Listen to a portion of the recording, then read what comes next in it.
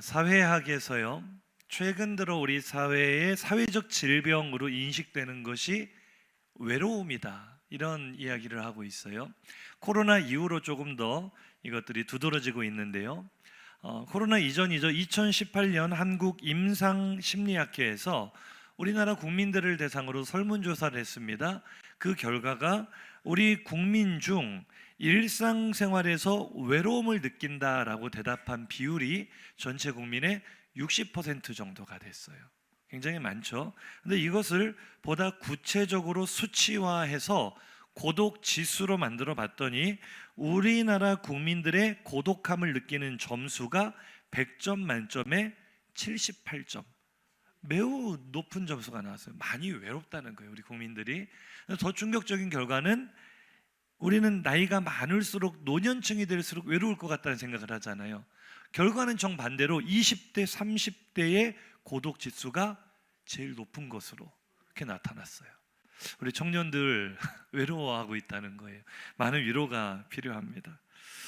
1인 가구, 혼밥 이런 용어가 익숙해졌지만 사람은 사회적 동물이기 때문에 사실은 외로움을 본능적으로 싫어합니다. 두려워합니다. 그래서 저명한 아주 잘 알려진 사회 인사들도 이 외로움의 문제를 극복하지 못해 극단적인 선택을 하는 경우들이 많이 있었습니다. 노인과 바다로 잘 알려진 이 어니스트 해밍웨이, 유명한 소설가인데요. 이분이 아주 극단적인 선택으로 생을 마감하게 되거든요. 근데 그의 죽음 옆에 남겨진 유서에 그의 마지막 글이 써 있었습니다. 그가 이런 글을 남겼어요. 지금 내 영혼은 필라멘트가 끊어진 전구처럼 고독하다. 이게 대문호의 마지막 글귀였습니다. 전 세계적으로 사랑받은 스타인 마릴린 먼로, 물론 그녀의 죽음은 극단적 선택이냐 아니면 약물 중독에 의한 사고사냐 의견이 분분하지만 그녀가 죽기 며칠 전 이런 글을 남겼습니다. 내 인생은 마치 폐장한 해수욕장 같다. 외롭고 쓸쓸하다는 거예요. 그렇게 많은 사람들의 환호를 받으면서도 그는 외로움을 느꼈다는 거죠.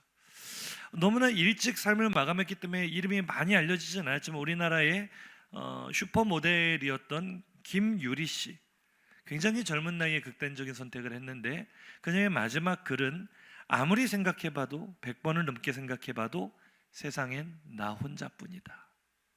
20대 초반에 아주 꽃다운 나이에 이 외로움을 이기지 못해 사회적으로 명성을 얻고 인기를 얻었던 사람들도 이 외로움의 문제를 극복하지 못해 이런 선택을 했다면 나는 어떻습니까? 우리 옆 사람에게 한번 물어볼까요? 그대는 어떠십니까? 외롭지 않으십니까? 아마 이 자리에 계신 우리 성도들 가운데도 외로움을 느끼는 분들이 많이 있을지 모르겠어요. 가족들, 사랑하는 가족들이 있어도 외로워요. 공동체 안에 있어도 외로워요. 군종 속의 고독이라는 말도 있지 않습니까? 어떻게 해야 이 외로움을 이길 수 있을까요? 우리는 다 정답을 알고 있죠. 주님과 동행하면 됩니다. 그런데 다시 한번 묻겠습니다. 주님과 동행하면 정말로 외로움이 사라질까요? 좀 자신이 없어졌죠. 조금 전에는 아멘이었는데, 조금 전에 우리가 다 외롭다 그랬잖아요. 그럼 한번 옆 사람에게 물어보세요. 주님과 동행 안 하십니까? 우리 분명히 주님과 동행해요. 그래도 외로운 건 어쩔 수 없어요. 우리 믿음의 조상들도요. 믿음의 조상들도 창세기 41장 51절 보면은요, 요셉이 자기 큰아들의 이름을 므낫세라고 지었는데요, 그 이름의 뜻은 내 지난 일들, 고향과 아버지를 다 잊어버리게 됐다라는 뜻이에요. 그리움이 묻어나오는 이름이죠. 모세도 마찬가지입니다. 출애굽기 2장 22절에 보면 모세도 아들을 낳고 큰아들의 이름을 게르솜이라 했는데 그 아들의 이름의 뜻은 내가 이방 나라 타국에서 나그네가 되었다. 나는 너무나 외로운 인생을 살고 있다라는 체념이었어요. 하나님과 평생 동행한 요셉과 모세 같은 사람도 늘 외로움을 느꼈습니다. 사무치는 외로움이 이 아들의 이름에 드러나 있죠. 그래서 정호승 시인은요, 외로움이 무엇인가를 외로움은 사람의 정체성이다 라고 이야기를 했습니다. 제가 정호승 시인의 수선화에게라는 시를 읊어드리겠습니다. 울지 마라, 외로우니까 사람이다. 살아간다는 것은 외로움을 견디는 일이다. 공연히 오지 않는 전화를 기다리지 마라. 눈이 오면 눈길을 걷고 비가 오면 빗길을 걸어가라. 갈대숲에서 가슴 검은 도요새도 너를 보고 있다. 가끔은 하나님도 외로워서 눈물을 흘리신다. 새들이 나뭇가지에 앉아 있는 것도 외로움 때문이고 네가 물가에 앉아 있는 것도 외로움 때문이다. 산 그림자도 외로워서 하루에 한 번씩 마을로 내려온다. 종소리도 외로워서 울려 퍼진다. 우리 모두의 내면에 있는 외로움을 시를 통해 이렇게 표현하고 있는데요. 어떻습니까? 좀 공감이 되지 않으세요? 우리 옆 사람과 인사합시다. 저도 알고 보면 참 외로운 사람입니다. 우리 다 외로운 사람들이 예수를 잘 믿어도 하나님의 말씀을 잘 따라가도 우리는 늘 외롭습니다. 그렇다면 오늘 우리가 말씀을 통해 생각할 것은 과연 우리 인생의 DNA처럼 뗄래야 뗄 수 없는 이 외로움은 우리에게 있어서 피해야만 할 두려움인가? 오늘 본문에는 누구보다 하나님을 사랑하고 누구보다 하나님의 말씀대로 살아가려 몸부림쳤지만 누구보다 외로웠던 한 사람이 등장을 합니다. 오늘 본문 17절 한번 보겠습니다. 엘리야를 볼 때 아합이 그에게 이르되 이스라엘을 괴롭게 하는 자여 너냐? 우리가 지난주 솔로몬이 타락하는 장면들을 봤잖아요. 솔로몬이 죽은 이후에 이스라엘은 그의 범죄 때문에 두 개의 나라로 분열이 되죠. 그리고 시간이 흘렀습니다. 역사가 흘러가는 동안 북쪽 나라, 북이스라엘은 완전히 우상 숭배의 본거지가 되어버렸어요. 그래서 그 우상 숭배가 가장 극에 달했던 시기가 바로 아합이라는 왕이 다스리던 이 엘리야의 시대였는데요. 하나님이 그들의 우상 숭배에 진노하셔서 3년 6개월 동안이나 하늘 문을 닫으시고 비를 내려주지 않으셨습니다. 오늘 우리나라에도 3년 6개월 정도 비가 안 온다면 난리가 날 텐데 이 땅은 천수답이라고 제가 예전에 설교를 했었잖아요. 비가 내리지 않으면 아무것도 할 수 없는 땅, 사람이 살 수 없는 땅입니다. 3년 6개월 동안이나 비가 내리지 않자 이스라엘은 생존의 위협을 느끼는 거죠. 고통 중에 몸부림칠 때 이 아합 왕은 이 모든 비극의 원인을 엉뚱하게 엘리야에게 돌리고 있습니다. 이스라엘을 괴롭게 하는 건 바로 너다. 네가 믿는 하나님 때문에 우리가 이런 고통을 당하고 있다. 참 얼마나 어처구니 없는 말입니까? 그런데 이건 오늘 우리 시대에도 일어나고 있는 일들이에요. 세상은 언제나 주는 거 없이 교회를 미워합니다. 근데 그걸 이상한 일로 생각하면 안 돼요. 주님께서 이미 말씀하셨거든요. 요한복음 15장 19절에 보면 우리가 만약 세상에 속한 자들이라면 세상이 우리를 사랑하겠지만 우리는 세상에 속한 자가 아니고 주님께서 우리를 세상에서 불러내어 주님 안에 거하도록 하셨기 때문에 세상이 우리를 좋아한다고요? 미워한다고요. 인사하시죠. 세상에서 미움을 당한다면 잘하고 계시는 겁니다. 우리가 예수를 믿고 따르기로 결정한 순간부터 세상에서 미움을 당하는 일은 피할 수 없는 일이에요. 어쩌면 우리 외로움은 더 심해질 수밖에 없는 거죠. 초록은 동색이라는 말이 있습니다. 서로 자기와 비슷해야 좋아한다는 뜻이에요. 우리가 예수를 믿고 하나님 나라의 가치관으로 살다 보면 자꾸만 세상에서는 부딪힘이 생길 수밖에 없어요. 우리가 세상에서 어떤 환영과 이런 칭찬을 받을 것을 기대한다면 실망할 일이 더 많을 겁니다. 특세 기간 중에 제가 안산동산교회 정재준 장로님 전도왕 소개를 해드렸잖아요. 영상으로. 이분이 하시는 이야기가 뭐예요? 굿 뉴스니까, 좋은 소식이니까 사람들에게 많이 전하면 내가 환영받지 않을까 기대를 했는데 돌아오는 것은 계약 해지였어요. 사람들이 나랑 밥도 같이 먹기 싫어해요. 옆에 앉기도 싫어해요. 배척을 당하는 거죠. 그래서 예수를 잘 믿으면, 한번 따라할까요? 예수 잘 믿으면 외로움을 피할 수 없을 겁니다. 엘리야는 아합 시대 때 그래도 하나님의 말씀을 따라 살려고 몸부림쳤던 사람입니다. 그런 그에게 돌아온 게 이스라엘을 괴롭게 하는 건 바로 너다. 너만 없어지면 이 나라가 평안해질 거다. 이런 비난과 조롱, 냉대가 엘리야에게 돌아오는 거죠. 오늘 혹시 내가 속한 사회 속에서, 우리 가정에서, 일터에서 엘리야처럼 이런 비난을 받고 계시는 성도들이 계십니까? 우리 엘리야처럼 정면 돌파할 수 있기를 예수 이름으로 축복합니다. 엘리야는요 너무나 억울했겠지만, 자기가 잘못한 게 없었지만 자신을 향해 모든 재앙은 너 때문이다라고 말하는, 자신을 욕하는 세상을 향해 정면 돌파를 선택합니다. 오늘 본문 18절 이하를 보시면은요, 누가 과연 이스라엘을 괴롭게 하는 자냐? 나냐 아합 왕 당신이냐? 내가 믿는 하나님이냐 아합 왕 당신이 믿는 바알 신이냐? 누가 이스라엘을 괴롭게 하는지 우리 한번 판가름 내보자, 제안을 하는 거예요. 당신을 따르는 바알과 아세라 선지자 도합 850명을 내게로 보내라. 우리가 각각 제단을 쌓고 불은 붙이지 않은 채 각각의 신에게 부르짖어 불로 응답하는 신이 진짜다.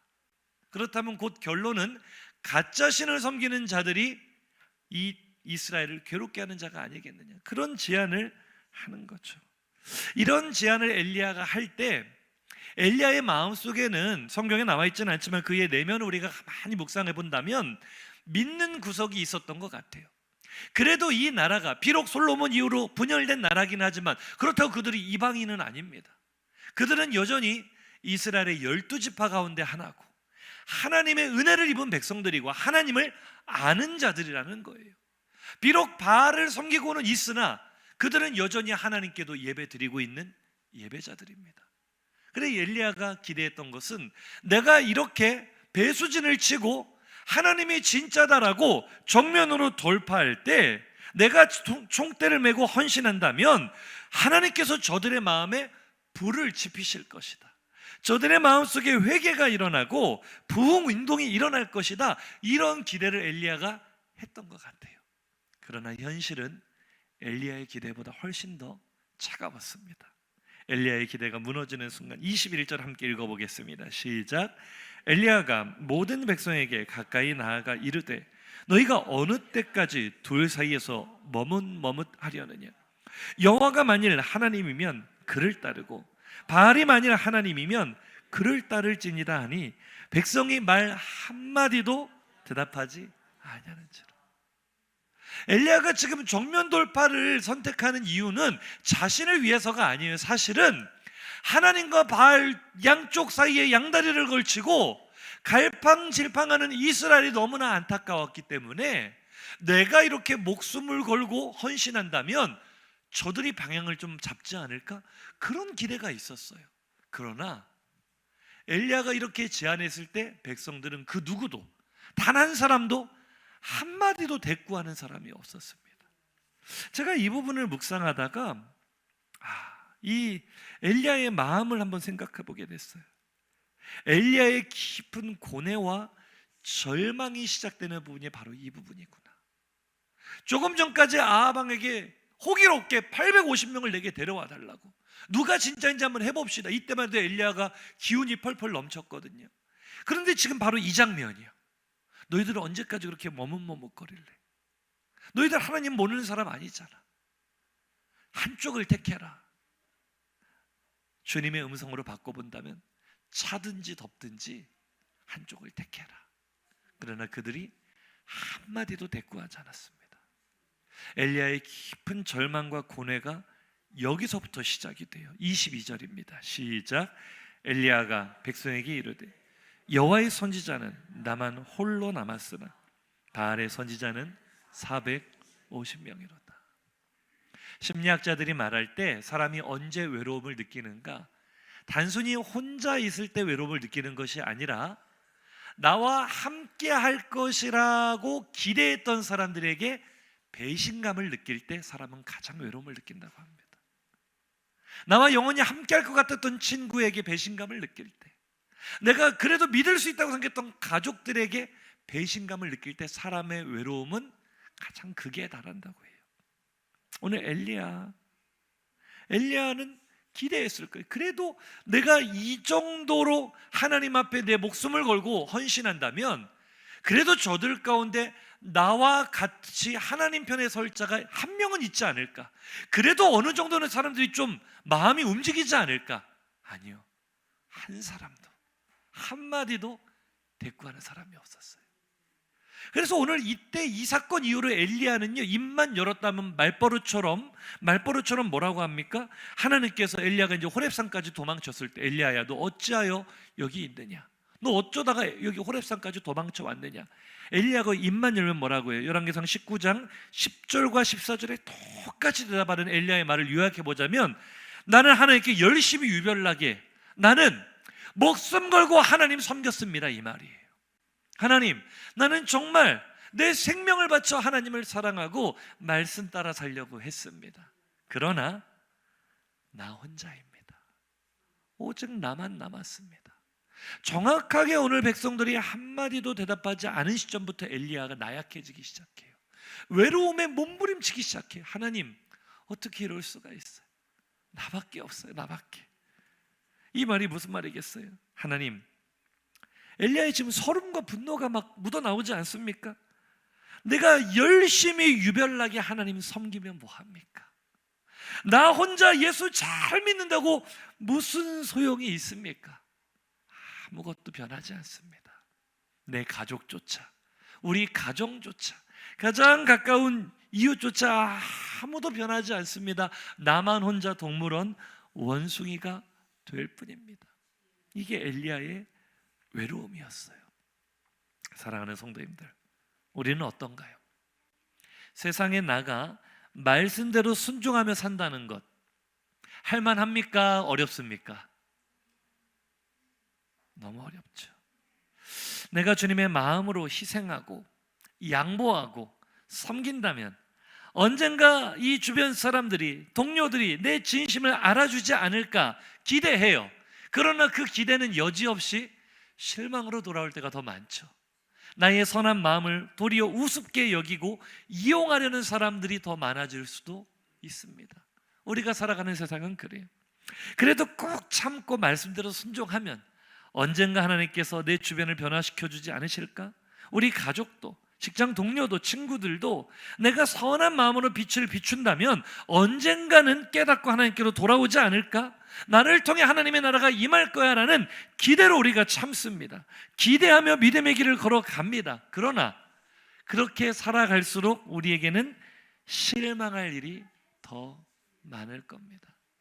인사할까요? 실망할 일이 더 많을 겁니다. 어쩌면은요, 주님의 뒤를 따른다는 건 처음부터 아무 기대할 것이 없는 길인지도 모르겠어요. 우리가 이 생각을 잘해야 돼요. 내가 주님의 뒤를 따르면 이렇게 잘 될 거야. 너무 희망 회로를 돌려서는 안 돼요. 왜냐하면 주님께서 뭐라고 하시죠? 마태복음 8장 19절 이하에 보면 한 서기관이 내가 주님을 따르겠습니다, 내가 주님을 따르겠습니다라고 믿음의 고백을 했을 때 주님은 이렇게 말씀하십니다. 여우도 굴이 있고 공중의 새도 거처가 있지만 노란 글씨 인자는 머리 둘 곳이 없다 하시더라. 주님께서 동문서답 같은 대답을 하시는데 이게 사실은 주님이 가시는 길의 적나라한 모습이에요. 네가 나를 따르면 세상에서 부귀영화를 얻을 거라고 착각할지 모르겠지만, 네가 어떤 누릴 영광이 있을 거라고 생각할지 모르겠지만 아니야. 네 몸 하나 편하게 누일 머리 둘 곳조차 없을 거다. 우리가 예수를 믿을 때, 예수를 따를 때 이 환상을 벗어버려야 돼요. 성공하려고 예수를 믿으십니까? 내가 사회에서 더 잘 되기 위해 예수를 믿으십니까? 아니요. 주님의 말씀대로 하자면 예수님 다시 오실 때까지 내 살아생전은 어쩌면 내가 누릴 영광이 전혀 없을 수도 있습니다. 우리 믿음의 선배들도 그렇게 살았거든요. 평생을 자기 몸을 불사르게 내어주고 충성과 헌신했던 그 결과가 무엇입니까? 순교였어요. 끝까지 어떤 영광도 보지 못하고 주님 앞에 가신 우리 믿음의 선배들, 우리 예수 믿는 삶은 너무나 외롭고 고독한 삶입니다. 물론 그 매일의 삶 가운데 주님이 주시는 위로가 있는 줄로 믿습니다. 그 위로 때문에 우리가 살죠. 사실은 행복을 누리며 살죠. 그러나 돌아서면 떨쳐낼 수 없는 외로움에 눈물 흘리는 삶, 그것이 바로 제자의 삶이라는 것을 기억하시기 바랍니다. 오늘 엘리야의 마음을 한번 깊이 들여다보세요. 엘리야가 어떤 심정이었겠어요? 열왕기상 오늘 본문 18장 30절로 한번 가볼게요. 30절 이하 한번 보실까요? 시작. 엘리야가 모든 백성을 향하여 이르되 내게로 가까이 오라. 백성이 다 그에게 가까이 가매 그가 무너진 여호와의 제단을 수축하되 야곱의 아들들의 지파의 수요를 따라 엘리야가 돌 12개를 취하니. 지금 상황이 어떻게 됩니까?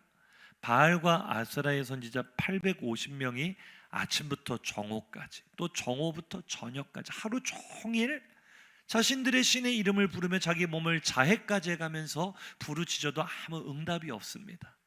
이쯤 되면 사람들이 뭔가 좀 깨달아야 되지 않겠어요? 야, 바알이 가짜인가 보다.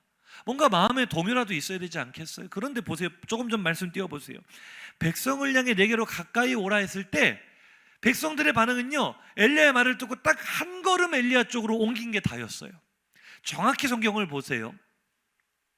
흩어진 돌들을 들고 와서 그 무너진 제단을 하나하나 쌓는 것은 철저하게 엘리야 혼자의 몫이었어요. 백성들이 그거 안 도와줍니다. 말씀 가만히 보세요. 제단 다 쌓고 도랑 만드는 것까지 엘리야 혼자 합니다. 뒤에 가서 물 부을 때야 이제 엘리야의 말대로 행하는 사람들이 생겼지, 그 과정까지 가는 길이 얼마나 외로웠을지 여러분 한번 생각해 보십시오. 예수 믿는 것 외로운 길입니다. 혼자 가야 될 길입니다. 저는 언젠가 기도하다가, 참 외로움 가운데 기도하다가 하나님께서 기도 중에 이 장면을 떠오르게 하셨어요. 엘리야가 무너진 제단을 다시 쌓는 장면을 너는 어떻게 생각하느냐? 저는 항상 이것을 한 호흡으로 읽었거든요. 금방 돌 주워와서 제단 이렇게 만들어 놓고 도랑 파고 금방 불이 임하는, 이렇게 한 호흡으로 짧게 읽었던 그 본문 말씀을 하나님께서 저에게 주시면서 이것이 너의 삶이다, 이것이 너의 목회다, 그걸 깨닫게 하셨는데요. 어쩌면 돌 위에 돌 하나를 쌓는 것 1년이 걸릴지 10년이 걸릴지 모를 일이구나.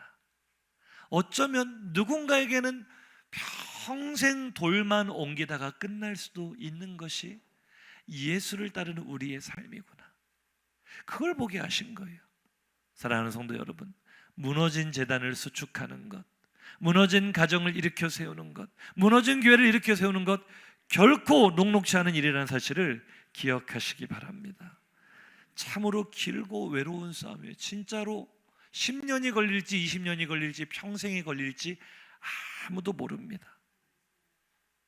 그렇게 설교를 준비하다가 문득 제가 가장 좋아하는 노래 하나가 떠올라서 제가 은혜를 받았어요. 어떤 노래가 떠올랐느냐? 가수 김장훈의 노래만 불렀지.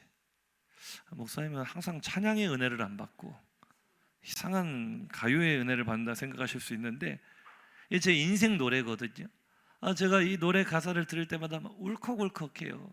진짜 제 살아온 인생하고 너무 똑같아가지고. 김장훈 씨도 목회자 자녀잖아요. 그래서 좀 동병상련이 느껴지는지 모르겠는데 이 노랫말이요, 진짜 막 제 들을 때마다 마음이 울렁울렁거리는데, 제가 말씀을 묵상하다가 확신했습니다. 엘리야가요 돌 가져다가 제단 쌓으면서 분명히 이 노래 불렀을 겁니다. 오늘 이 노래를 결단송을 할까도 좀 고민을 하다가 그건 좀 아닌 것 같아서 잠깐 들려드리고 말씀을 전하겠습니다. 가사를 한번 잘 들어보세요. 특세 때는 불경을 들려주더니 주일에는 가요를 틀어놓고 저 목사님은 왜 저러냐, 참 불경스럽게 느껴질 수는 있는데요. 저는 엘리야가 꼭 그랬을 것 같아요. 울면서 제단 쌓았을 것 같아요. 너무 외로워서, 너무 마음이 쓸쓸하고 고독해서 울면서 하나님을 노래했을 것 같아요. 저도 그랬거든요. 성장기 때만 그랬던 게 아니라 사역을 시작한 뒤로도 참 많이 외로웠습니다.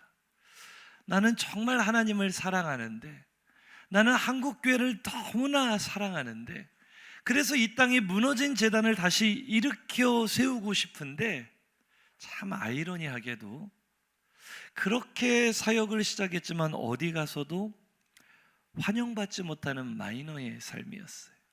모난 돌이 정 맞는다고 세게 하나님의 나라를 일으키려 하면 할수록 굉장히 많은 반대에 부딪혔습니다. 신학교 때부터 저는요, 주일 성수 강조하다가 율법주의자라고 낙인 찍혀서 공격을 당하기도 했었고요. 제가 부교역제 생활하면서는 제자들을 그리스도의 강한 군사로 키워내려고 하드 트레이닝을 하다가 다른 부서들과 굉장히 많은 마찰과 갈등들이 있었어요. 사실은 제가 조금 일찍 부교역제 생활을 정리하고 담임 목회를 좀 빨리 시작하게 된 이유가, 제가 목포를 좀 빨리 떠나오게 된 이유 중에 하나가 이런 부분도 있었어요. 선한 마음을 가지고 하나님을 사랑하기 때문에, 교회를 사랑하기 때문에 뭔가 쏟아 부으면 누군가 주목하고 환영하는 것이 아니라 그런 거 싫어하는 거 많이 느꼈습니다. 제가 인도하는 집회도 그렇잖아요. 제가 부흥회를 가거나 청소년 집회를 인도하면은요, 저는 설교 한번 하러 와주세요 하는 집회는 절대 가지 않습니다.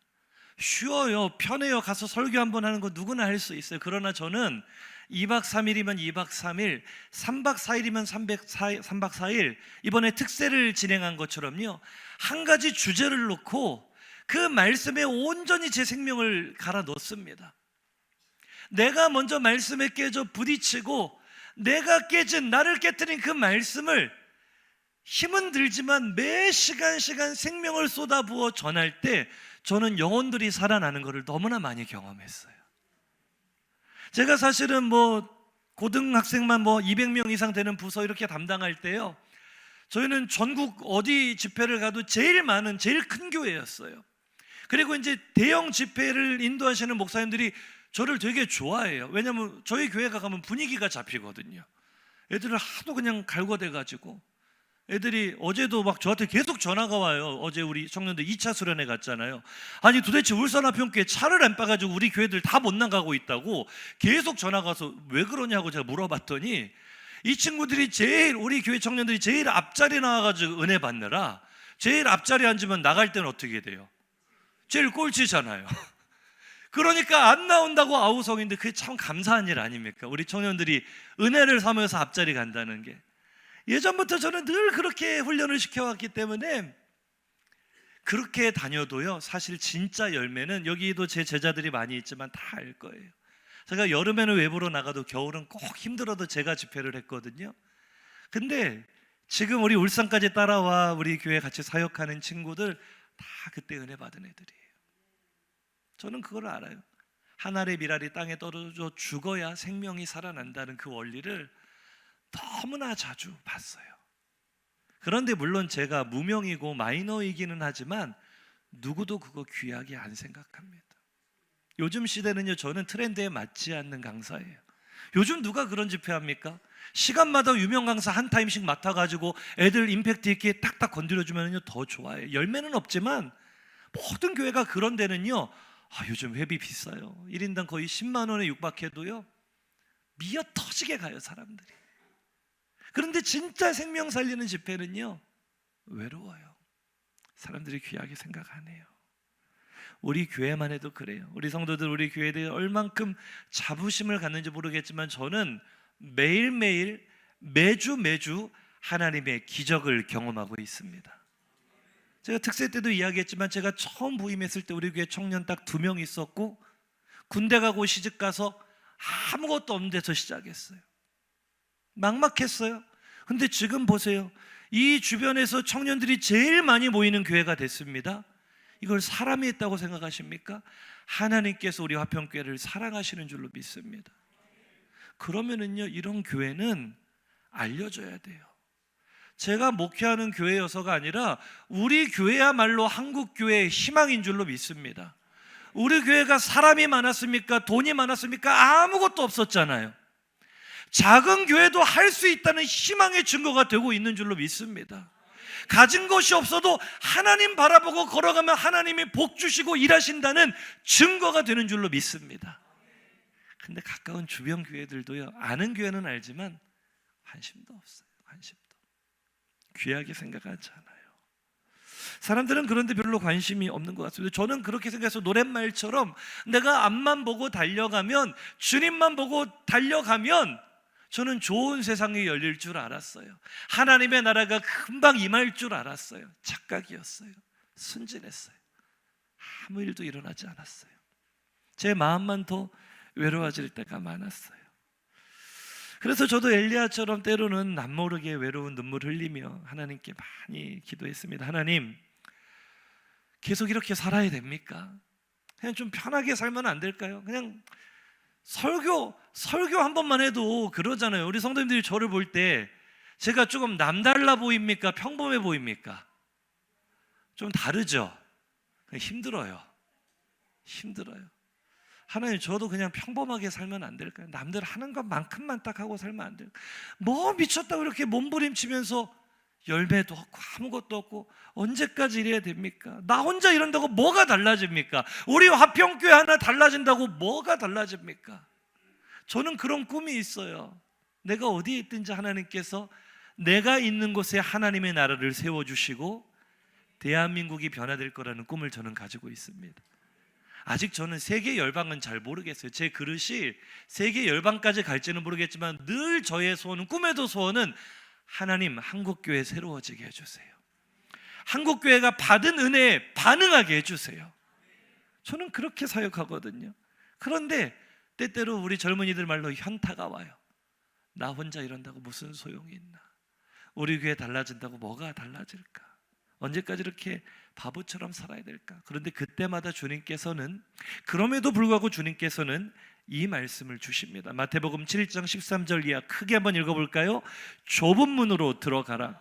멸망으로 인도하는 문은 크고 그 길이 넓어 그리로 들어가는 자가 많고, 생명으로 인도하는 문은 좁고 길이 협착하여 찾는 자가 적음이라. 아멘. 하나님은 그래도 좁은 길 위에 서라고 하십니다. 찾는 사람이 적고 그 길로 가는 사람이 적어 외로운 길일지라도 그 길이 의로운 길이라고 하십니다. 나만을 구원하기 위해서가 아니라 아무리 힘들고 외로워도 누군가는 그 길 위에 서 있어야 언젠가 때가 되면 많은 사람이 거기로 돌아올 수 있기 때문에 하나님은 우리를 외로운 길을 비추는, 의로운 길을 비추는 외로운 빛으로 사용하시는 줄로 믿습니다. 보세요. 엘리야 한 사람이 끝까지 포기하지 않고 외롭지만 그 길에 서 있었을 때 결국 결론이 어떻게 나왔습니까? 38절 이하입니다. 시작. 이에 여호와의 불이 내려서 번제물과 나무와 돌과 흙을 태우고 또 도랑에 물을 핥은지라. 모든 백성이 보고 엎드려 말하되 여호와 그는 하나님이시로다. 여호와 그는 하나님이시로다. 아멘. 한마디도 대답하지 않았던 그들의 입에서 하나님만이 우리의 참신이 되십니다.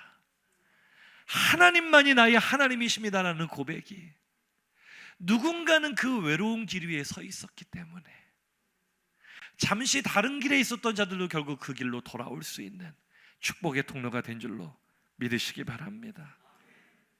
우리가 분명히 알 수 있는 건 언제가 될지는 모르겠지만 우리가 외롭게 싸우며 외롭게 눈물을 흘리며 무너진 제단을 수축할 때 언제 다 만들어질지는 모르겠지만 분명히 알 수 있는 사실은요, 제단이 수축되고 나면 반드시 하나님의 불이 임한다는 사실입니다. 하나님의 불이 임했을 때는 다른 길에 서 있던 자들도 우리가 서 있는 외로운 길이 의로운 길이라는 사실을 알게 될 줄로 믿습니다. 많은 성도들이 궁금해요. 목사님이 목포를 떠나온 지가 벌써 6년인데 아직도 제자들이 이렇게 울산으로 건너옵니까? 목사님 인기가 참 많으셨나 봅니다 라고 말씀하시는데, 제가 솔직히 이 자리를 빌어 말씀하시면 인기 진짜 하나도 없었습니다. 저는 공공의 적이었습니다. 저도 생각을 했어요. 왜 이 아이들이 찾아올까? 지금 뭐 제가 들리는 소문에 의하면 목포에서는 제가 아주 죽일 놈이 되어서 장지훈 목사가 쓸만한 애들을 다 빼간다라는 이런 뜬 소문이 있는데, 제가 하나님 앞에 양심 고백을 할 때 저는 단 한 사람도 울산으로 와라라는 말을 한 적이 없습니다. 압박해 본 적도 없고 지금 와 있는 모든 친구들은 다 자발적으로 온 겁니다. 맞으면 아멘 한번 해보세요. 보세요. 이거 서로 짠 게 아니거든요. 사실이거든요. 왜 올까 생각해 볼 때 답은 하나예요. 외로운 길을 걷고 있지만 그 길이 의로운 길인 줄 아는 사람은 오는 겁니다. 아무리 힘이 들어도 많은 대가를 지불해도 그 길로 오는 것입니다. 우리도 그 외로운 길에 서 있기를 주의 이름으로 축복합니다. 그러나 우리를 오늘 엘리야처럼 선뜻 그 외로운 길로 가지 못하게 하는 이유가 있죠. 그 이유에 대해서 설명을 하고 오늘 말씀을 마치려 하는데요, 몇 가지 사진을 좀 보여드릴게요. 우리 마음을 불편하게 하는 사진들입니다. 왜 불편한지 좀 찾으셨어요? 간첩이 하나 있죠. 다음 사진 보시면은 좀 불편해요. 그렇죠? 마지막 사진 한번 볼까요? 상당히 불편합니다. 사람들은 무리에서 벗어나는 것을 극도로 꺼리며 두려워합니다. 방금 전 이 사진이요, 인간의 실존을 철학적으로 가장 잘 표현한 사진 한번 보여주세요. 다시 한번 마지막 사진. 인간의 실존을 가장 잘 표현한 철학자가 키에르케고르잖아요. 이것을 이 마지막 사진, 이 사진 말고 전에 사진, 이 사진을 철학적으로 표현하면 딱 이것입니다. 따라해 볼까요? 하나님 앞에 선 단독자. 이 불편한 사진을 기억하세요. 하나님 앞에 선 단독자. 이 키에르케고르의 말인데요, 키에르케고르 책이 있어요. 불안의 개념, 또 죽음에 이르는 병.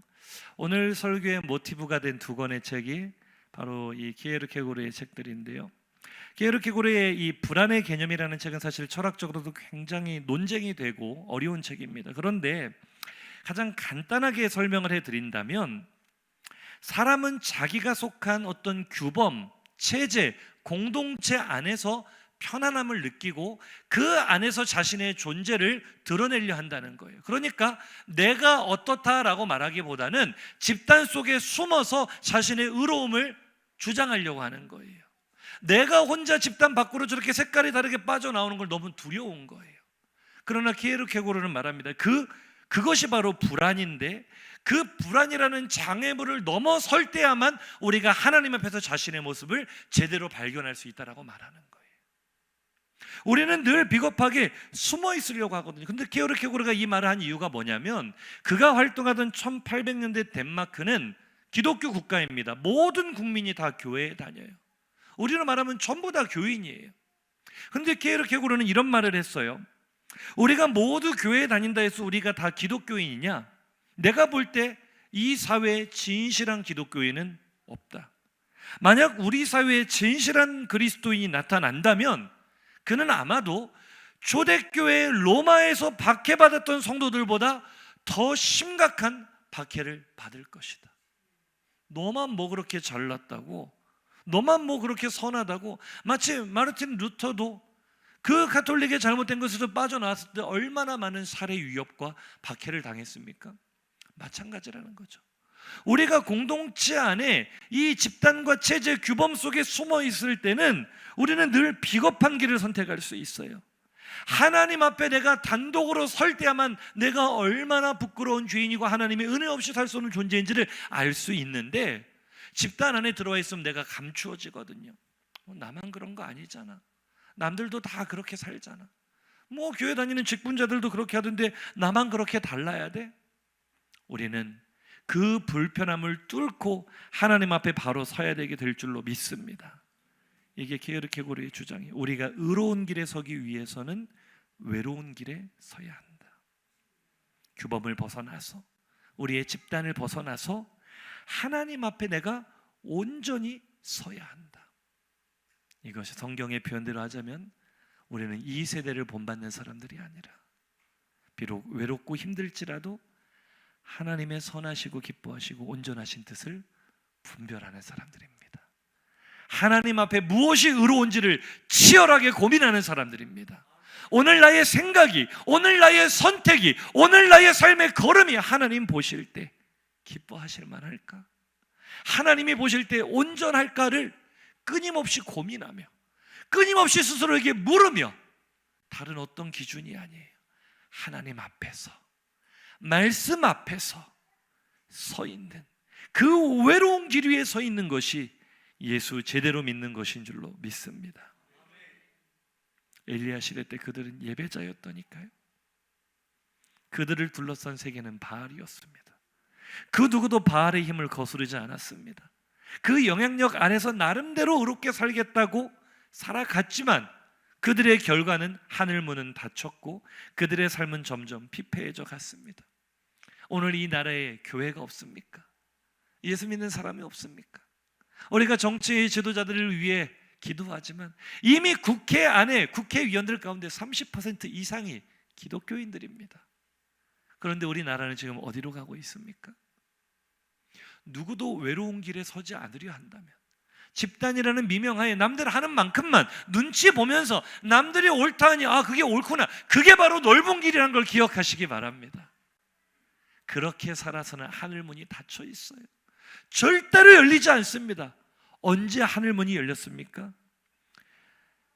바알의 세계에서 분리되는 불편을 감수하고 바알의 세계에서 버림받는 것을 기꺼이 감수하며 끝까지 외로운 길에 서 있었던 사람들의 기도 때문에 하늘문이 열린 줄로 믿습니다.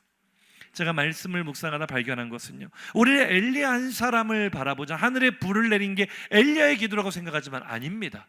성경을 자세히 보세요. 엘리야는 외로운 길에 서 있었던 사람들의 대표성을 띤 인물일 뿐이죠. 엘리야 한 사람이 아니었습니다. 한번 인사하시죠. 그대만 홀로 걷는 것이 아닙니다. 그대만 외로운 길에 있는 것이 아닙니다. 열왕기상 19장 18절 시작. 그러나 내가 이스라엘 가운데 7,000명을 남기리니 다 바알에게 무릎을 꿇지 아니하고 다 바알에게 입맞추지 아니한 자니. 아멘. 이 말씀을 어떻게 받아들였습니까? 엘리야 이제 괜찮겠다, 함께하는 7,000명의 동역자가 있잖아. 아니에요. 그들은 엘리야와 마음을 같이하고 뜻을 같이하여 함께 걷는 7,000명의 군사가 아니었습니다. 어디 있는지도 몰라요. 어느 구석에 있는지 이름도 몰라요. 사는 곳도 몰라요. 실체는 아무것도 보이잖아요. 하나님만 아세요. 우리는 늘 내가 하나님의 뜻을 분별하며 이 세대를 본받지 않고 외롭지만 이 길에 서 있을 때 늘 그 고독감에 사로잡힙니다. 나 혼자 이런다고 뭐가 달라질까? 나 혼자 외로운 길에 간다고, 우리 교회 혼자 외로운 길에 서 있는다고 뭐가 달라질까? 다시 한번 인사하실까요? 혼자가 아닙니다. 아무도 모르지만, 아무도 모르는 무명의 성도들이지만 곳곳에 흩어져 있는 하나님이 아시는 나 혼자가 아니라 나와 동일하게 외로운 길에 외로움에 눈물을 흘리면서도 끝까지 그 길에 서 있는 하나님의 사람들이 있다는 사실을 기억하시기 바랍니다. 하나님이 그들을 기억하고 계시는 거죠. 그들의 기도가 모일 때 하늘문이 다시 열리는 것입니다. 하늘의 불이 내리는 것입니다. 그 7,000명 가운데 한 사람이 엘리사잖아요. 아직까지는 엘리사가 수면 위로 드러나지 않았지만 엘리야는 나만 혼자 남았습니다. 아니야, 네가 몰라서 그렇지. 너희의 사역을 뒤이을 사람도 내가 이미 준비하고 있어.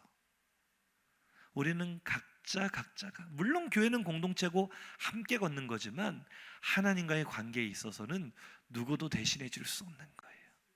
나의 선택은 내가 하는 것인 줄로 믿습니다. 숨겨져 있으나 동일하게 외로운 길에 서 있는 우리 믿음의 사람들, 그들을 통해 하나님 역사하실 줄로 믿습니다. 이제 우리도 적당히 타협하는 자리에 머물지 않기를 축복합니다. 내 생각과 가치관을 내려놓고 하나님 앞에 홀로 서시기를 주의 이름으로 축복합니다. 많은 사람이 옳다 하는 길로 가지 마세요. 하나님이 옳다 말씀하시는 그 길에 서 있으시기를 예수 이름으로 축복합니다.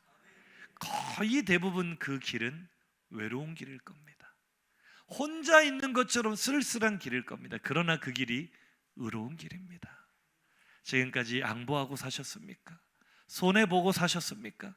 계속 그렇게 사시기를 주의 이름으로 축복합니다. 하나님이 기억하십니다. 하나님이 위로해 주실 것입니다. 하나님이 엘리야를 위로해 주시잖아요. 감싸 안아 주시잖아요. 어루만져 주시잖아요. 아무것도 달라지는 환경이 없을지라도 실망하지 말고 끝까지 그 좁은 길, 외로운 길, 그러나 의로운 길 위에 있는 나의 걸음을 통해 위대한 일을 이루실 하나님을 기대하시기를 예수 이름으로 축복합니다. 우리 들은 말씀 생각하며 결단의 찬양으로 나가겠습니다. 우리의 마음을 새롭게 하면 하나님, 내가 믿음 따라 걸어가는 길이 혼자 걸어가는 것처럼 외로운 길이라 할지라도 주님의 위로하심 바라며 주님의 만져주심 바라며 끝까지 그 길 위에 서 있게 하여 주옵소서. 우리 믿음으로 고백하며 찬양하겠습니다.